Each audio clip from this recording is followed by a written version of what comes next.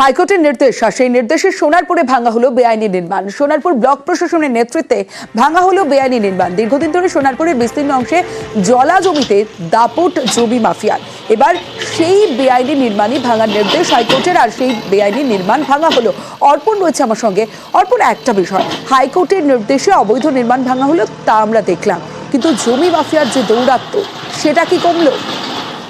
দেখো, ইতিমধ্যেই ব্লক প্রশাসন ব্যবস্থা নিয়েছে এবং পুলিশ প্রশাসনের তরফ থেকে এই জমি কারা হস্তান্তর করলো অথবা জমি কিভাবে বিক্রি হচ্ছে তার সঙ্গে ল্যান্ড ডিপার্টমেন্টের বেশ কয়েকজন জড়িত রয়েছে এমনটাই তারা মনে করছে। ইতিমধ্যেই তদন্ত শুরু হয়েছে।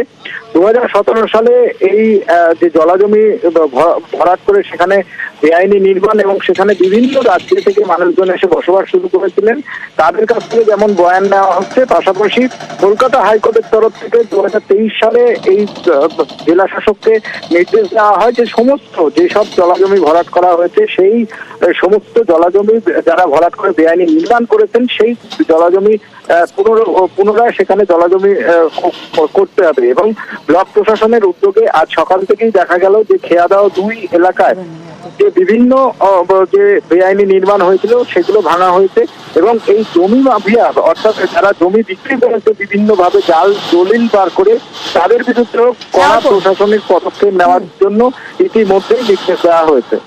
বেশ, 10 সাল আগে থাকছে। কত বছর ধরে রয়েছে? 10 বছর ধরে। আজকে ও ভাঙছে এই গঙ্গাটের জায়গা। না না, আমি কিনিনি, ও কে কিনেছে বাউকে করছে আমি জানি। আমি এমনি থাকি।